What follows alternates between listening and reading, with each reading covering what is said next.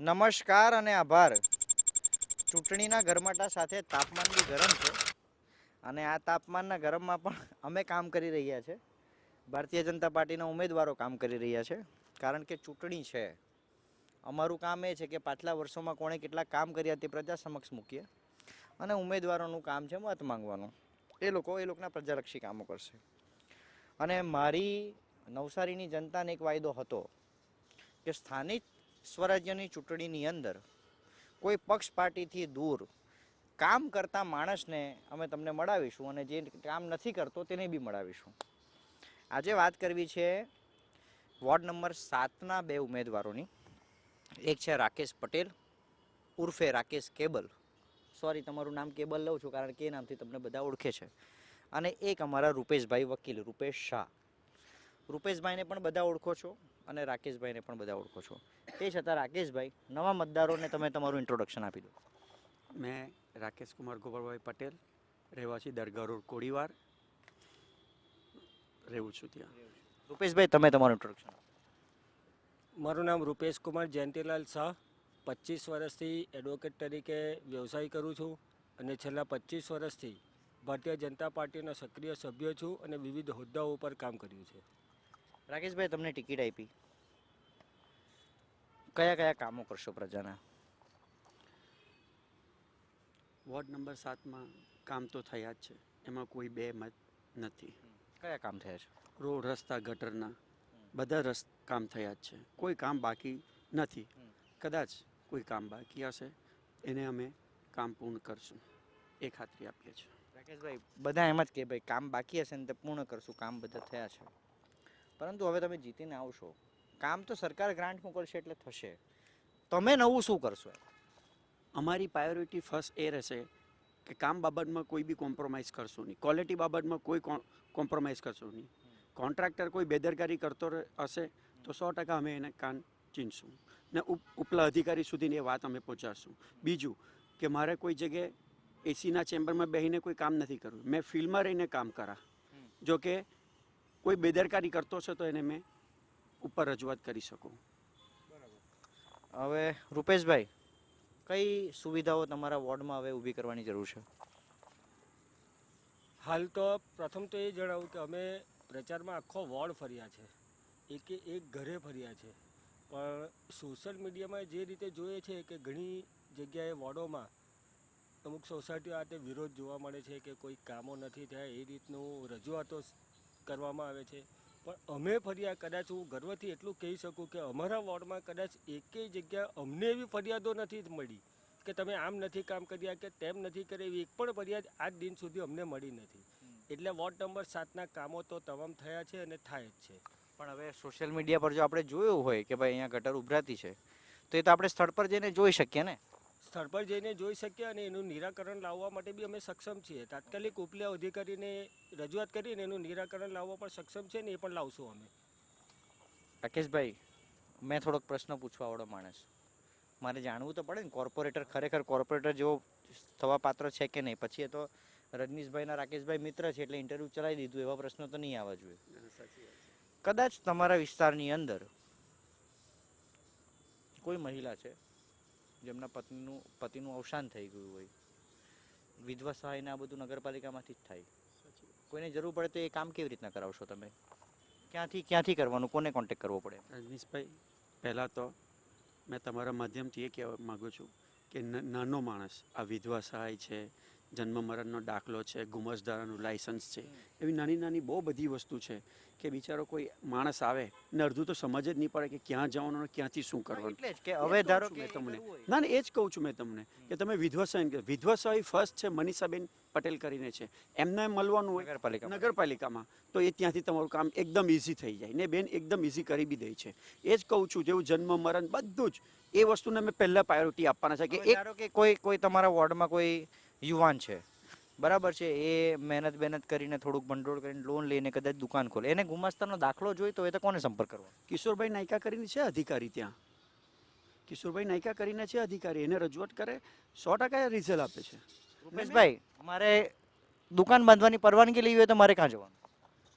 જો ટીપીમાં આવતું હોય તો ટાઉન પ્લાનિંગમાંથી ત્યાં નુડામાંથી લેવાની હશે, નુડામાં આવતું હશે તો નહીં તો પછી મહાનગરપાલિકામાંથી.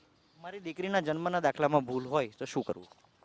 જન્મનો દાખલો ભૂલ એક એફિડેટ કરવાનું આવે છે. 2 સાક્ષીનું એફિડેટ કરીને તમારે અહીંયા એના ડોક્યુમેન્ટ મૂકવાના, એના આધારે તમારું 10 કે 7 દિવસમાં કામ થઈ જાય છે. તો પછી આ બધાના કામ કેમ નહીં થાય? એ લોકોને કચેરી કહું છું મેં તમને કે કોઈ ગાઈડ કરવાનું જ બિચારાને નહીં હોતું હોય, ત્યાં કોઈ હોતું જ નહીં હોય. મેં તો કહું છું તમારા માધ્યમથી કે અમને કોન્ટેક્ટ કરજો આવે તો 100% આ બાબતમાં રિઝલ્ટ મળશે. જે નાના કોઈ નાના બી વોર્ડનો હોય. કોઈ બી વોર્ડ, આખા શહેરની વાત કરું છું મેં તમને, 13 વોર્ડની વાત કરું છું કે 100% અમારો કોન્ટેક્ટ કરજો. તમને પછી રિઝલ્ટ મળશે, તમે મને યાદ કરશો કે નહીં 100%. મેં આ બાબતે કામ કરી ચૂક્યો છું. તમારા વોર્ડમાં સરકારી શાળા છે? છે ને, કઈ છે? એક સ્કૂલ 2 નંબર છે, એક 9 નંબર છે, હજી અત્યારે નવી બની ગઈ છે. કાગડીઓરમાં છે 9 નંબર, તેને તોડીને નવી બનાવી છે. 2 નંબર બી છે, તે બી તોડીને નવી બનાવી છે. ને અત્યારે કુમાર શાળા છે, એની બી પ્રાયોરિટી ચાલુ છે તોડવાની, એ બી નવી બનાવવાના છે. ને કન્યા શાળા છે એક, એ બી નવી બનાવી દીધી છે. જ્ઞાન તો ભાઈ કોર્પોરેટરને છે, ભાવિ કોર્પોરેટર કહેવાય. કેમ કે મને એક વાત કહો, ઉમેદવાર જીતી જાય ને, ઉમેદવાર ઇન્ટરવ્યૂમાં તો બધું બોલે, આ કરી નાખા તે કરી નાખા. જો કે તમારા વોર્ડના લોકોએ તમને કીધું બહુ કે રાકેશભાઈ ઉમેદવાર ન હતા તે છતાં દોડતા હતા. આ ભાઈ પણ કાયદાકીય સલાહ લોકોને પૈસા લીધા વગર પણ આપે છે ને આપતા રહે છે. વોર્ડની અંદર ધારો કે હવે કોઈ યોજના આવે, જેમ અત્યારે ડ્રેનેજની યોજના દરગાહ રોડ ઉપર નખાતી હતી, બરાબર. બરાબર, તમે 15 દિવસ લગભગ લડાયા એના માટે, પાર્ટીમાં રહીને બી લડાયા કે સાહેબ આ પાણી આવી રીતના નહીં નીકળશે, અહીંયા નહીં થશે એમ. તો આ બધી સજાગતા કેવી રીતના આવે? હવે જીત્યા પછી લડશો ખરા પાછા? એ તો તમે તાજના સાક્ષી છો ને, તમે હતા ને સ્પોટ પર જ્યારે આ વસ્તુ થયું ત્યારે. એટલા દોડતા હતા. હા, ને અધિકારીને આ સુધી રજૂઆત કરી હતી ને એનું રિઝલ્ટ બી મળ્યું હતું કે નહીં મળ્યું? તમે 15 દિવસે આવ્યું. ત્યારે ખાલી એક મેં નોર્મલ કાર્યકર્તા રીતને કામ કરતો હતો. હવે તો મારી વિશેષ જવાબદારી છે ને એ બાબતમાં મેં કોઈ કોમ્પ્રોમાઇઝ નથી કરવાનો. હજુ બી કહું છું, કોઈ કોમ્પ્રોમાઇઝ નહીં કરા. પાર્ટી તરફથી પ્રેશર આવે તો? ના, પાર્ટીનું કોઈ દિવસ પ્રેશર આવતું નથી. ક્વોલિટી બાબતમાં પાર્ટી શા માટે પ્રેશર કરે?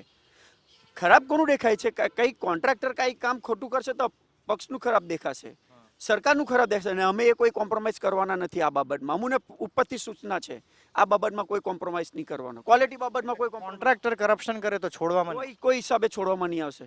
કોઈ હિસાબે છોડવામાં કોઈ compromise પછી ખાલી એને નોટિસ આપો કે બ્લેકલિસ્ટ કરવાની કાર્યવાહી થાય? બધી પ્રોસેસ કરશું, A to Z પ્રોસેસ કરશું. A to Z પ્રોસેસ કરશું. સાહેબ વકીલ છો, તમારો ઉમેદવાર કહે છે થશે આવું ખરું? 100% થશે. કારણ કે જે અત્યારે બી તમે જ તમારા વિડીયોમાં બતાવો છો રસ્તા તે ડામર વગેરે, એ અમે બી વિડીયો તમારા અમે બી જોઈએ છીએ. એ જે ક્વોલિટીનું કામ છે એ રાકેશભાઈ કહે છે તેમ અમે તો નહીં જ ચલાવશું. એટલીસ્ટ અમારા વોર્ડનું કે શહેરનું કોઈ પણ, અને એ વિશેની કોઈ ફરિયાદ અમને મળશે તો તે અમે ઉપર સુધી રજૂઆત કરશું ને જે કંઈ કાયદેસર કાર્યવાહી થતી હશે તે તમામ કાર્યવાહી કરશું અમે. કોઈ પ્લાનિંગ તમારા વિસ્તારમાં કોઈ આરોગ્ય સેન્ટર લાવવાની કે ગાર્ડન બનાવવાની, બગીચો બનાવવાની? તમારા વોર્ડને અત્યારે વિશેષતા એમ આર્કિટેક્ચર સ્ટડીની રીતના જરૂર કઈ વસ્તુ છે? રસ્તાઓ પહોળા કરવાની જરૂર છે? કઈ વસ્તુની તમને નીડ અત્યારે દેખાય છે? એક તો છાપરા રોડ પર કામ ચાલતું છે, ત્યાં કેવલિયા ગધામ સોસાયટી કરીને છે, ત્યાં એ લોકોની એક રજૂઆત ખાસ અમને જોવા મળી કે પાણીનો સમસ્યા વધારે. અરે હા, એક વસ્તુ યાદ અપાઈ દઉં. છાપરા રોડ ઉપર મેં પેલો વિડીયો કર્યો હતો, એ રસ્તો ઉખાડતો. મને આજે બી યાદ છે. એ વિડીયો બાદ બીજા દિવસે રાકેશભાઈનો મને ફોન આવ્યો હતો. મને એમ કીધું કે તમે મને એક્ઝેક્ટ સ્પોટ બતાવો. એ સ્પોટ એકચ્યુઅલી એમના વોર્ડની બહાર હતું, એટલે 7 નંબરની બારે 12 નંબરમાં હતું. તે છતાંય એ પોતે, મેં તો વિડીયો કરીને નીકળી ગયો, પણ એ નગરપાલિકા પાછળ લાગેલા હતા અને લગભગ એમની રજૂઆતને ધ્યાનમાં રાખીને એના ઉપર પાછો રસ્તો પેલા કોન્ટ્રાક્ટરે બનાવવા પડ્યો છે. એટલે એ બાબતે અભિનંદન. બરાબર છે. એ જ તમારા વોર્ડ સિવાય બહાર જવાની સજાગતા કેમ રાખી? ટિકિટ મળે એટલે રાખી? ના, એવું નહીં આવે ને. જો મારી વાત ત્યારે તો સાંભળો, નક્કી બી નહીં હતું. એ જ કહું છું ને, મારા આંખે કામ આવ્યું કોઈ જોવામાં આવે તો આપણે 100% એને ફોલોઅપ આપવાનું આવે છે. એક જવાબદાર વ્યક્તિ તો છું ને મેં, જવાબદાર વ્યક્તિ તો છું ને મેં. પક્ષે મને સંગઠનમાં 2 વાર જવાબદારી આપી છે, મંત્રીની અને ઉપપ્રમુખની. તો એ મારી વિશેષ જવાબદારી કે મેં 100% મારે આંખે આવ્યો તો મારે એને ઉપર ઉધીને રજૂઆત કરવાની. ત્યારે તમે જુઓ ને બરોડા, ભરૂચ બાજુ ભાજપથી બહુ નારાજ બધા. કહું છું, આટલું મોટું શહેર છે, રાજ્ય છે, દેશ છે, હોઈ શકે રજૂઆત. ના નથી તમને, ના નથી એના માટે, પણ આ બાબત રજૂઆત પર ખરા ઉતરશો તો હા 100%ની વાત છે. મેં તમને અગર કહી ચૂક્યો છું, કોઈ કોમ્પ્રોમાઇઝ નથી કરવું અમારે. હું બી કોમ્પ્રોમાઇઝ નથી કરતો, સવાલ ના પૂછ્યો. ના, મેં કહું છું ને, મેં ક્વોલિટી બાબતમાં કોઈ કોમ્પ્રોમાઇઝ નથી કરવાનો. અત્યારે કોઈ બી કામ હોય, અત્યારે મતદારો શું કહે છે તમે જાઓ છો તો? કહું છું ને, બધા જ ખુશ છે. આવતા આ 10 વર્ષમાં બધા જ કામ થયા. મતદારોની કોઈ વિશેષ રજૂઆત કે રાકેશભાઈ યાર તમે યાર જરાક અમારે ત્યાં આ કરાવજો કે તે કરાવજો, એમનું સ્ટ્રીટ લાઇટની પ્રોબ્લેમ હોય કે એમને મેં પર્સનલ, અમે જીઆરબી ગયા રજૂઆત એ લોકો ઘણા જણાએ કરી છે. અમે એ લોકોને પર્સનલ નંબર આપીને આવ્યા છે કે તમારે કોન્ટેક્ટ ડાયરેક્ટ કરવાનો, તમારે ત્યાં આવવાની જરૂર બી નથી, તમારે ખાલી મને ફોન કરવાનો છે. જો એક વિશેષ જવાબદારી 5 વર્ષ સુધી હવે મારે જાગતું રહેવાનું છે મારા મતદારો માટે, સમજી જાઓ ને. એ બાબતમાં મેં કોઈ કોમ્પ્રોમાઇઝ નહીં કર્યું. મેં ઘણી જગ્યા પર અમે ગયા છે, અમારા પર્સનલ નંબર આપી દીધા છે બધાને, 100% આપ્યા છે કે તમે એક ફોન કરજો. અમારા કાને સુધીને એકવાર વાત લાવજો તમે કે આ સમસ્યા છે કે આ વસ્તુ છે. 100% અમે એને પર ખરા ઉતરવું. કારણ કે કેવું યાર, જો હવે મહાનગરપાલિકા બને, બોડી બને, પછી ગ્રાન્ટો આવે એટલે દરેક વોર્ડમાં એની જરૂર હોય, એટલે ત્યારે તો પછી તમારે તમારા સાથી મિત્રો સાથે ઝઘડા બી થઈ શકે એમ, પછી વોર્ડ માટે લડવું પડે. હા, કેમ નહીં લડવાનું? વોટ માટે લડવાનું ને. પછી તમને ઉપરના કોઈ પાર્ટીનું નેતૃત્વ કહે કે ભાઈ શાંતિ રાખો, એવું પક્ષમાં આવતું જ નથી. કેમ કે અમે અત્યાર સુધી જોયું બોર્ડની મીટિંગ બેસે 2 મિનિટમાં બધા 1000 કરોડના કામો પાસ થઈ જાય. અમારા જો કામ મંજૂર થઈ જાય તો અમારે પછી શા માટે વિરોધ કરવાનો? થઈ જાય તો શા માટે વિરોધ કરવાનો? નહીં થશે તો 100% વિરોધ કરશું એમાં બી. રૂપેશભાઈ, રાકેશભાઈ કહે છે લોકો સારો રિસ્પોન્સ આપતા છે, શું છે તમે ફરો છો માર્કેટમાં, શું કહે છે બધા? વોર્ડ પૂરતી વાત કરું તો એકદમ સાચી વાત છે. કારણ કે અમે જે પણ એરિયામાં ફર્યા છે, અમને બહુ સારામાં સારો રિસ્પોન્સ મળ્યો છે. અને કદાચ જે રિસ્પોન્સ મળ્યો છે તે પરથી અમે એવું કહી શકીએ કે કદાચ અમે સારામાં સારી લીડથી અમારી પેનલ આ વોર્ડમાં જીતશે. તો બંને ઉમેદવારોની વાતો સાંભળી અને મેં તમને જેમ કીધું હતું તેમ કે સ્થાનિક સ્વરાજ્યની ચૂંટણીઓમાં સ્થાનિક પ્રશ્નોને જે વાચા આપી શકે તેવા નિપુણ આપણે ઉમેદવારોને શોધવા જોઈએ. અને વાસ્તવિકતા આ વાત પર્સનલી કહે છે કે કદાચ હું વોર્ડ નંબર 7માં હોઉં તો હું એમ ઈચ્છું કે મારો કોર્પોરેટર રાકેશ જેવો હોવો જોઈએ. કેમ? એની તરફેણ નથી કરતો, પરંતુ એ વ્યક્તિને મેં કામ કરતા જોયો છે અને આ વાતની જવાબદારી રજનીશ બાગલે અને વાસ્તવિકતા લઈ છે કે રાકેશ જેવા કોર્પોરેટરને જો મત આપો ને તો નુકસાન ન થાય. એ એટલા માટે ના થાય કારણ કે એ લોકોએ નક્કી જ કરી લીધું હોય કે ભાઈ હું મારા વોર્ડનો વિકાસ કરીશ, હું મારા લોકો માટે લડીશ, હું મારા લોકોના પ્રશ્નોને વાચા આપીશ. એટલે રાકેશભાઈ, તમે કદાચ જીતીને આવે અને કદાચ 5 માણસ અમારા રેફરન્સથી ફોન કરે કે તમારું ઇન્ટરવ્યૂ જોઈ લો અને ત્યારે તો બહુ મોટી વાત કરતા હતા, આ અમારું કામ છે પૂરું કરી આપો, તો કરી આપજો, અમારા સુધી પ્રશ્ન ના આવે. નહીં કરશું તો તમારે અમારા કાન પકડવાના ત્યારે. અમે માઇક પકડશું. હા, 100% પકડવાના ને સવાલ કરજો ત્યારે. રૂપેશભાઈ એગ્રી છો?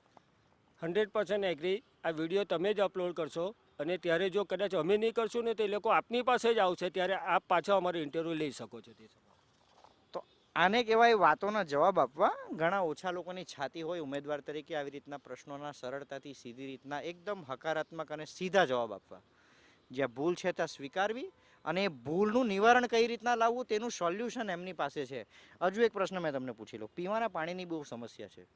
શું જવાબદારી કે 5 વર્ષમાં તમારા વોર્ડમાં પીવાના પાણીની સમસ્યા પૂરી થઈ જશે? શું કરશો એના માટે? ઓપ્શન શું છે તમારી પાસે?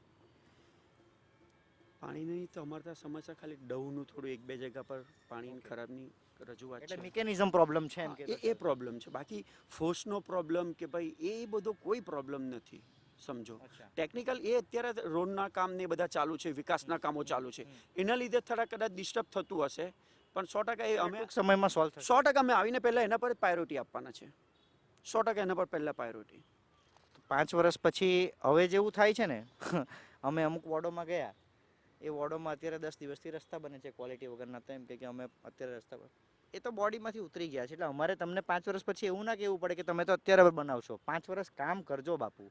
5 વર્ષમાં દર વર્ષે જે જગ્યાએ ઘટતા રસ્તા હોય ત્યાં બનવી જોઈએ, રસ્તા બને તે ક્વોલિટીવાળા બનવા જોઈએ, ત્યાં તમે ઊભા રહેજો, એની ચકાસણી કરજો અને મટીરિયલ ખરાબ હોય તો ફરિયાદ કરજો. પછી એમ ના કહેતા કે ભાઈ પાર્ટીનું છે ખરાબ નથી. ના એવું એ બાબતનું આવતું નથી. પક્ષ હમણાં આ બાબતમાં કોઈ કહેતું જ નથી.